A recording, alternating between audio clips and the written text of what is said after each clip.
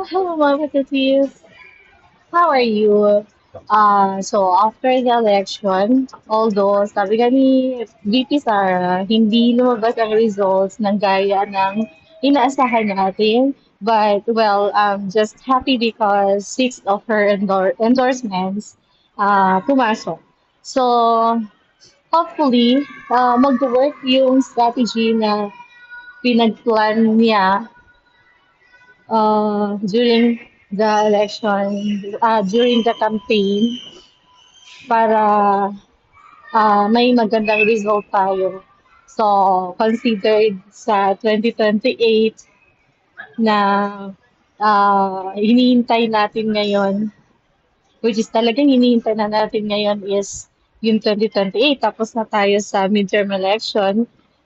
Ibang labanan na naman tong gagawin natin na kasama sila VP Sara, the whole Duterte's family, and yung mga Duterte's supporters. Sana hanggang sa dulo magkasama-sama tayo kasi talagang itong election na to ay pinatunayan kung gaano ka lakas ang power ng mga ang vlogging.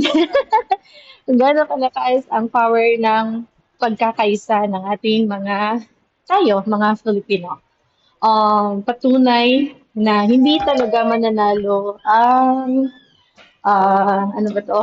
Hindi mananalo ang kasamaan sa kabutihan. Although marami tayong pagdadaanan, but uh, talagang mananaig ang kabutihan. Yeah? And alam natin kung anong pinapaniwalaan at pinapanindigan natin. Ituloy natin to mga katutis. This is Gladys, isang DDS, at hindi talaga ako nagkamali na maniwala, magtiwala at manindigan sa kung ano yung mga prinsipyo ng mga Dutertes, lalo na si PRRD and si VP Sara and the rest of the family members. Feeling ka magkanak, no?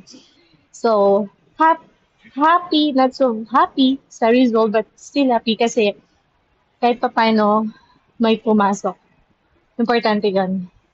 Although ayoko na mag-add up pa ng comment regarding sa dayaan or ano man yan, um, ayun, let's all move forward lang, move on sa mga pangyayari na pero mag-stick sa ating mga paninindigan.